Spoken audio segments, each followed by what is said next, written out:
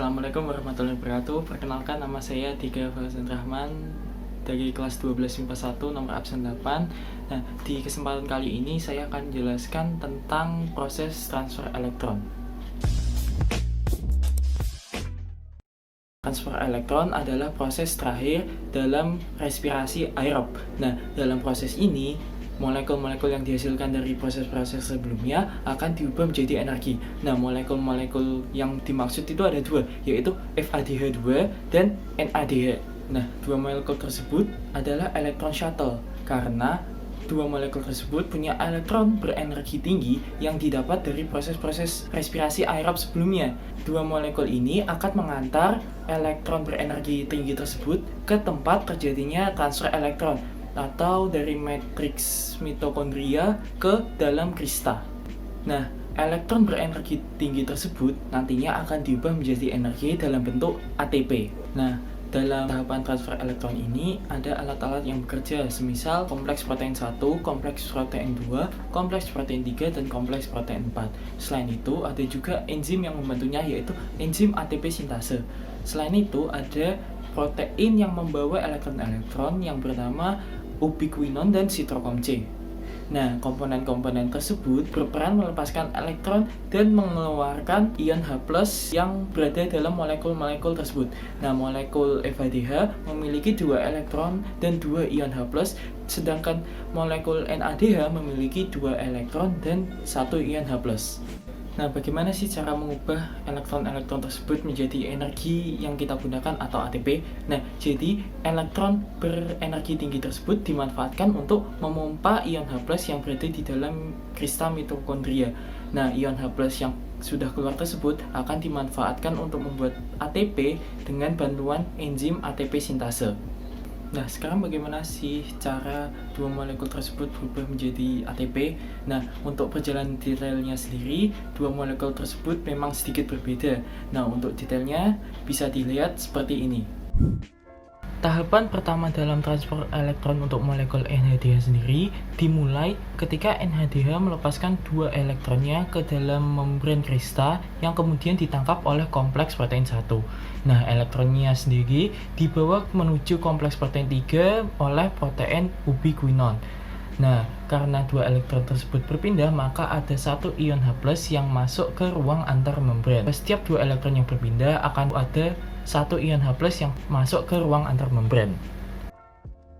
Nah, dari kompleks protein 3, 2 elektron tersebut akan dipindahkan ke kompleks protein 4 oleh sitrochrome C. Nah, dengan berpindahnya 2 elektron tersebut, ada 1 molekul H+ yang ikut berpindah ke ruang antar membran. Nah, untuk saat ini 2 elektron di kompleks protein 4 harus menunggu tambahan elektron. Sedangkan untuk transfer elektron pada FADH2, 2 molekul elektron akan masuk ke kompleks protein 2, kemudian dibawa oleh ubiquinon menuju kompleks protein 3. Nah, dalam proses perpindahan elektron ini tidak ada ion H+ yang berpindah ke ruang antar membran. Nah, dari kompleks protein 3, sitrochrome C akan membawa kedua elektron tersebut ke kompleks protein 4. Nah, dengan berpindahnya 2 elektron tersebut, 1 ion H+ berpindah ke ruang antar membran. Nah, sekarang di kompleks protein 4 sudah terdapat 4 elektron. Keempat elektron tersebut akan diikat oleh 2 molekul oksigen dan 4 ion H+. Nah, dari ikatan tersebut akan menghasilkan 2 molekul H2O. Nah, dengan dihasilkannya 2 molekul H2O tersebut, 2 ion H+ juga ikut berpindah ke ruang antar membran. Sekarang di ruang antar membran sudah terdapat 5 ion H+. 3 ion H+ dihasilkan oleh NADH dan 2 ion H+ dihasilkan oleh FADH2. Pada saat ini belum dihasilkan energi berupa ATP, hanya dihasilkan ion H+.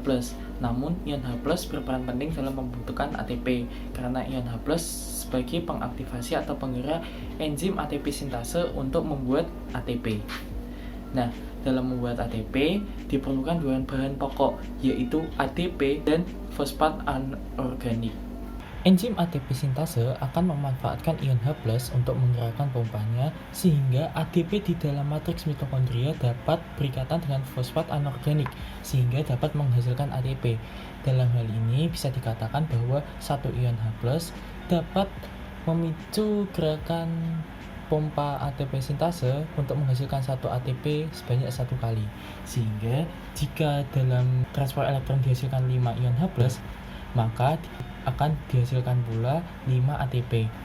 3 ATP berasal dari NADH dan 2 ATP berasal dari FADH2. Nah, untuk hasil keseluruhan transfer elektron dapat kita lihat di tabel berikut ini.